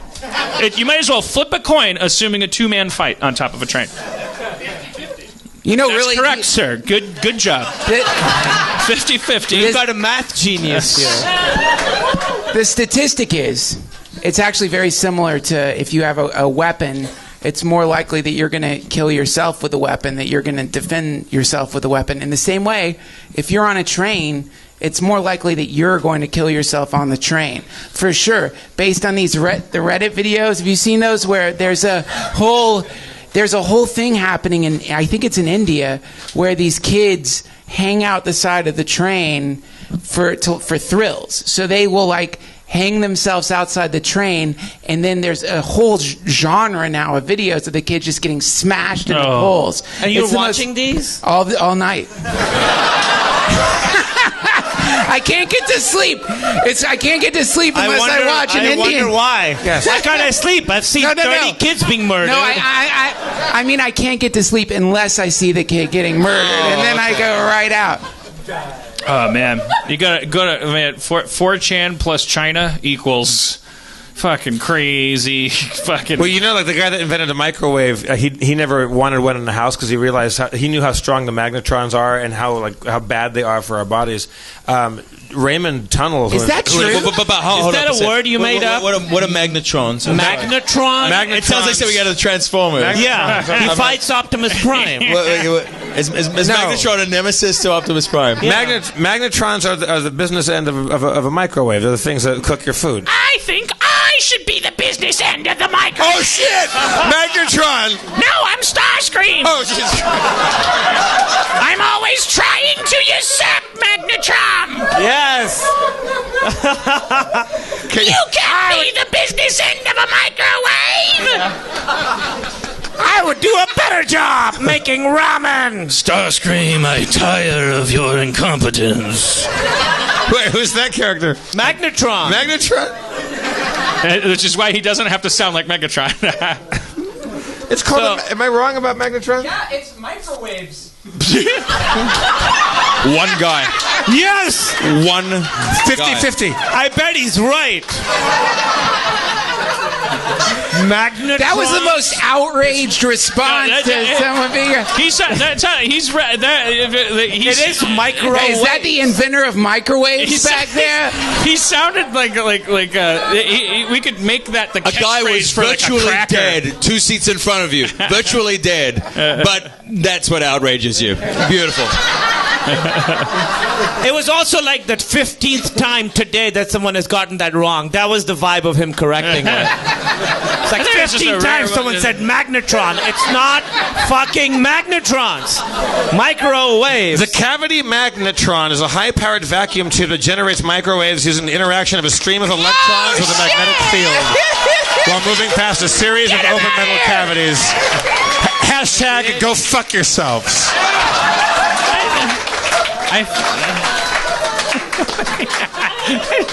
Nobody was on the other side of this issue. We just wanted clarity. You guys made a fool of me. No. But it's different. What if I fucking something fell on me right now and I become the Phantom of the Opera? Like I haunt this podcast forever while heating up your food. You're both right, because the magnetron is the tube that makes the microwave. So he was more right, because the thing that's going around doing the things is the microwave. Microwaves, yeah. Created by a magnetron. No, this is which came first, the magnetron or the microwave? Who knows? Well, I'm more impressed by Dan's Starscream impression. That's pretty good. Dude, that was beautiful. yeah, you He's had a that great in the Cobra back pocket. commander. Huh. I'm Cobra Commander! Yeah, exactly. I'm Starscream! Can you do Starscream rap? Yes. Zach, you got a beat for You look us? troubled.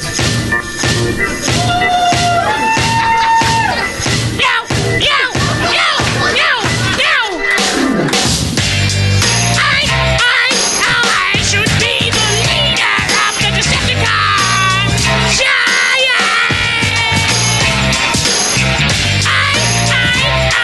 I should be the leader of the Decepticons!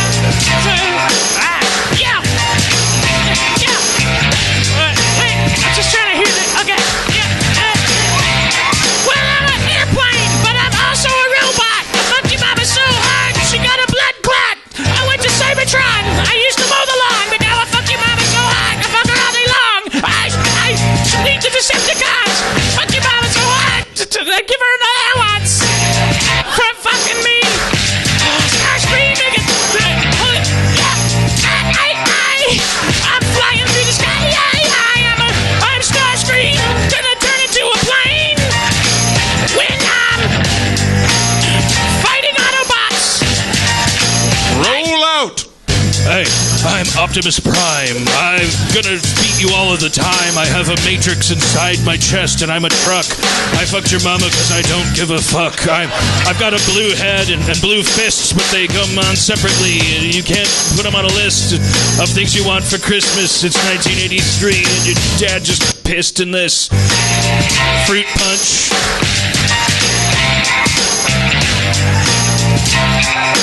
Optimus Prime, bringing dark memories. I got a trailer that transforms into a combat platform. There's a little robot inside. It's kind of like your mama's pussy. It's wide.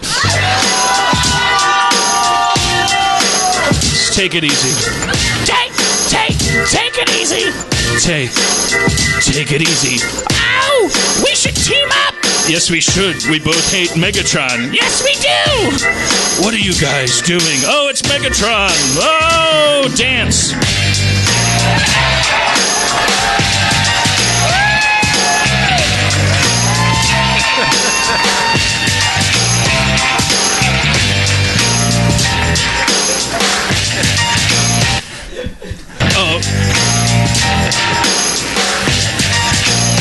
shit! Ironsides is here. Is that one? Ironsides! I'm Ironsides!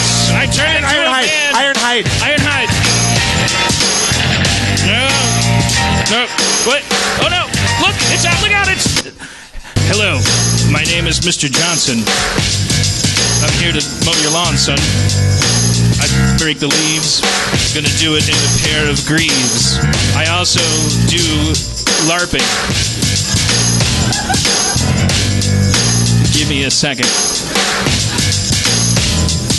I'm walking down your lawn and I'm pulling a thread. I found your mama. She's dead. She's buried underground under the sprinkler. I dig deeper. I found Henry Winkler. He's from Happy Days, but I don't know what to do without Waze. If it doesn't tell me where to go, I can't drive. Ryan Gosling started to drive. Ryan Gosling. Ryan Gosling. Ryan Gosling.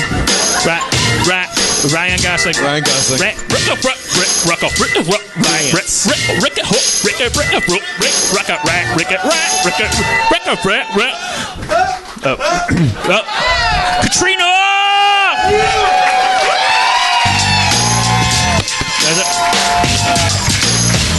Oh, that beard smells good.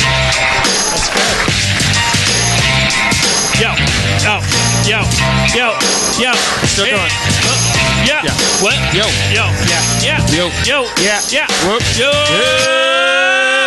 Balloons. How do you inflate them? With your breath. Don't hate them. You're gonna need them for parties. Celebrate them. Put them on a string and let them fly. And now you debate them.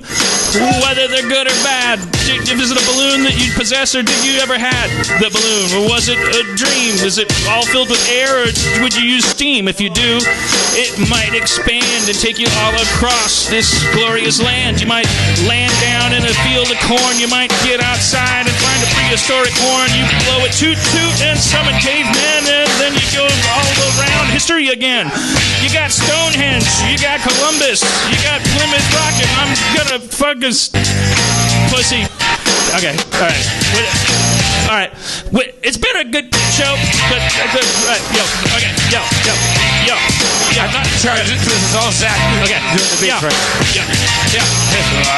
Well, it's been a good show. What have we learned? Dan Harmon, everybody. All right.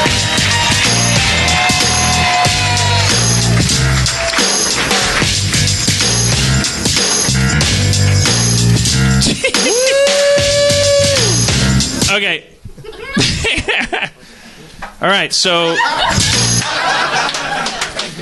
You came down pretty hard on balloons. You know there's a helium shortage. Have you heard about that? Is that true? Yep. It's a We big should problem. probably close out with that topic. Yeah, You guys heard about the helium shortage? it's going to be bad. It's terrible. All computers basically are made with helium, and we're just putting them in balloons.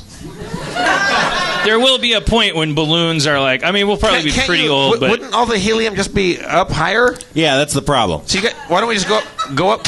Well, then there's going to be a ladder You shortage. don't just get a net. You can't just pull it out of the sky.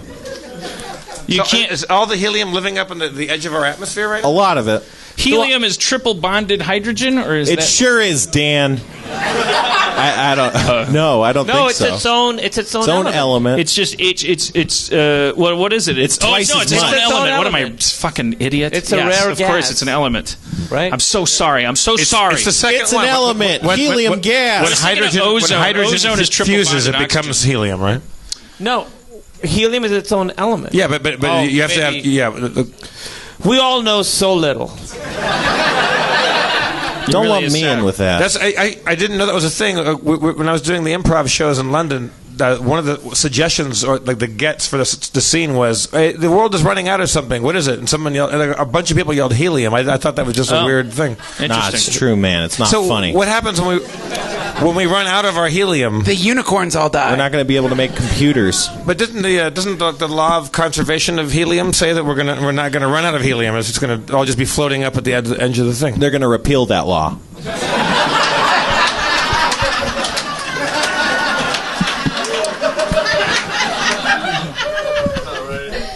Are we really running out of helium? Yeah, because it's priced not what it's worth, because you can just buy a fucking balloon. Like, if the world was just, it would cost a lot more to buy a balloon because of how much value there is in the amount of computers you can make with that helium balloon. What does helium do for computers? I think it's just very cold. It has something to do with, like, I don't know. It has something to do with what liquid helium, this guy says. That's probably true. I mean, probably just something with electronic stuff. It's great. You think it's used in coolant systems? I think it's just used to make the superconducting chips or something like that. Compress it and circulate it. Thank you. That sounds like bullshit, sir. I don't trust it. Get out of here with your other vomiting friend. Tonight, let's all compress it and circulate it. If we're not talking about. I don't know what you mean. Talking about fucking Kumail. Compress it and circulate it. That's what. Got it. Where do they get helium? Where do we get helium? We mine it from the clouds. What about helium? What's the Natural gas wells. Or clouds. Okay. Fracking sometimes. Is that right? This guy What about helium-3? What's up with helium-3? Oh, it's the worst. Nope. Say what? Wow. It's a contentious but lethargic crowd tonight. We're all so fatigued by global events. Like, everyone in LA is just like kind of going through the motions. Someone went, fuck fracking, bro. Hey, Spencer. They're just kind of tired. Spencer, can we do a show maybe next Sunday where you comptrol, but I'm here. You wear a suit. I'm going to wear a T-shirt, lumberjack shirt, and some shorts instead of over there. Yes. Yes. Let's do it. I will finance this. He needs to be in your suit with that fucking hat. Oh, he needs to look like Inspector Gadget. Gillies.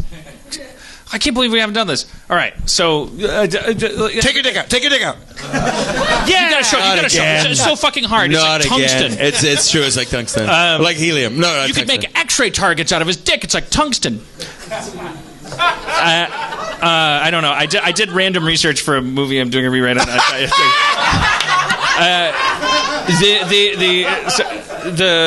So I know that's what you use tungsten for. Do it. Now you're gonna say no, and you're gonna No.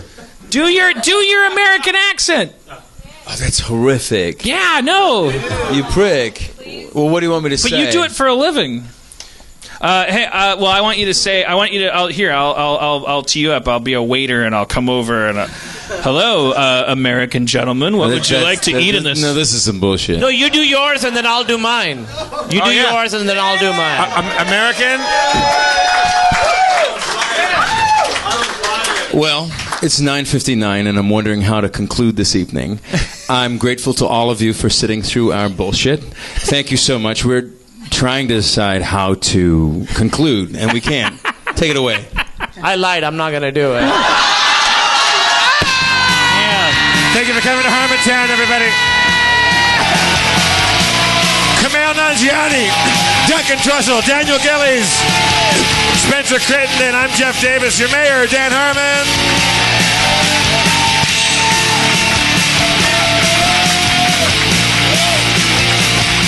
Thank you all for coming. Drive fast, take chances. This show brought to you by the Ryan Gosling Corporation. Did you get any of that? It's a good show. Feral Audio.